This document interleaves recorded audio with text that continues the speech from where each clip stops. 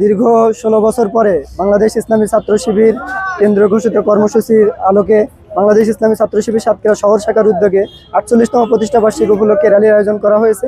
এই র্যালিতে হাজার হাজার ছাত্র জনতা উপস্থিতির মধ্য দিয়ে এটাই প্রমাণ করেছে যে আগামীর বাংলাদেশ ইসলামের বাংলাদেশ, আগামীর বাংলাদেশ কোরআনের বাংলাদেশ। আলহামদুলিল্লাহ, দীর্ঘদিন আমরা এরকম আয়োজন করতে পারিনি। সাতক্ষীরার মাটিতে সব থেকে বেশি জুলুম নির্যাতন শিকার হয়েছে বাংলাদেশ ইসলামী ছাত্র শিবির। ছাত্র শিবিরের সাতক্ষীরা শহর শাখার সেক্রেটারি শহীদ আমিনুর রহমান ভাইকে নির্মমভাবে হত্যা করা হয়েছিল। ছাত্র শিবিরের আজকের এই র্যালির মধ্য দিয়ে আমরা ছাত্রদের কাছে জানান দিতে চাই যে ছাত্র শিবির শিক্ষা প্রতিষ্ঠানগুলোতে সুন্দর শিক্ষার পরিবেশ তৈরিতে প্রাণান্তকর প্রচেষ্টা চালিয়ে যাচ্ছে। আজকের এই র্যালিতে হাজার হাজার ছাত্র জনতা উপস্থিত হওয়ার মধ্য দিয়ে তারা আনন্দিত এবং উচ্ছ্বাস প্রকাশ করেছে। প্রশাসনিক ভাইদের পক্ষ থেকে আমরা বিভিন্ন সহযোগিতা পেয়েছি। আমি মোহাম্মদ আল মামুন, বাংলাদেশ ইসলামী ছাত্র শিবির সাতক্ষীরা শহর শাখার সভাপতি। আমার সামনে উপস্থিত বিপ্লবী কাফেলার সাহসী সৈনিকেরা, আসসালামু আলাইকুম ওয়া রাহমাতুল্লাহি ওয়া বারাকাতুহু। সংগ্রামী সাথী ও বন্ধুগণ, বাংলাদেশ ইসলামী ছাত্র শিবিরের 48তম বিজয় দিবসের শুভেচ্ছা এবং অভিনন্দন জানাচ্ছি। সংগ্রামী সাথী ও বন্ধুগণ, বাংলার জমিনে সকল প্রকার জুলুম নির্যাতনকে মূলচ্ছেদ করে আল কোরআন আল হাদিসের আলোকে ভ্রাতৃত্বের সৌদের উপরে একটি ইসলামী সমাজ বিনির্মাণ করার মহান একটি লক্ষ্য নিয়ে 1977 সালের 6 ফেব্রুয়ারি ছাত্র শিবির তার অগ্রযাত্রা শুরু করে। সংগ্রামী সাথী ও বন্ধুগণ, ছাত্র শিবিরের অগ্রযাত্রা থেকে শুরু করে ছাত্র শিবিরের উপরে হামলা এসেছে, মামলা এসেছে, জেল এসেছে।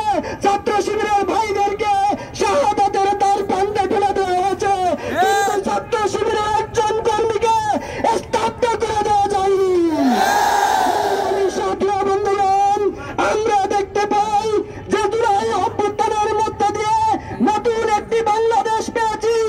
এরপরে তিলক দেবী, ভারতের প্রোডাক্ট শেখ হাসিনা ভারতে বসে বিভিন্ন নীল নকশা ষড়যন্ত্র করতেছে। থেকে বলে দিতে চাই, তুমি যতই ষড়যন্ত্র করো না কেন, এই ষড়যন্ত্র ছাত্র জনতাকে সাথে নিয়ে রুখে দেওয়া হবে।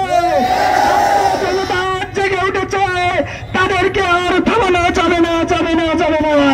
সংগ্রামী সাথী ও বন্ধুগণ, আমরা 71 দেখিনি, আমরা দেখেছি জুলাইয়ের গণহত্যা, আমরা দেখেছি সাতক্ষীরার মাটিকে ফিলিস্তিনের মতো ভূখণ্ডে পরিণত করে দিতে।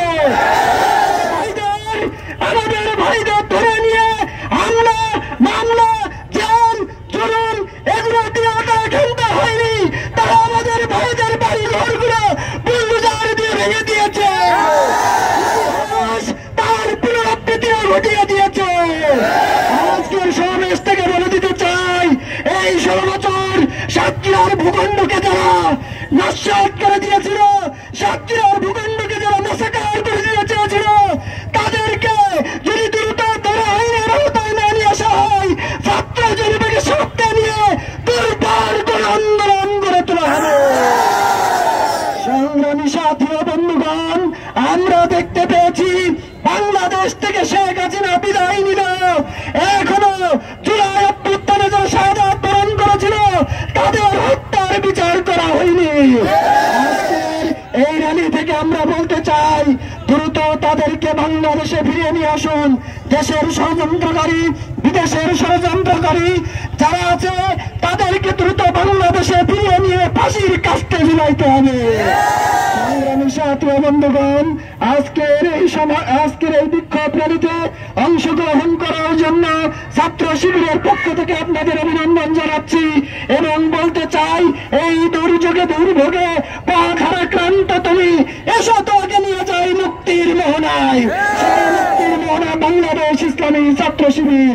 আজকের র্যালিতে আসার জন্য সকলকে ধন্যবাদ, মোবারকবাদ জানিয়ে আমি আমার কথা এখানে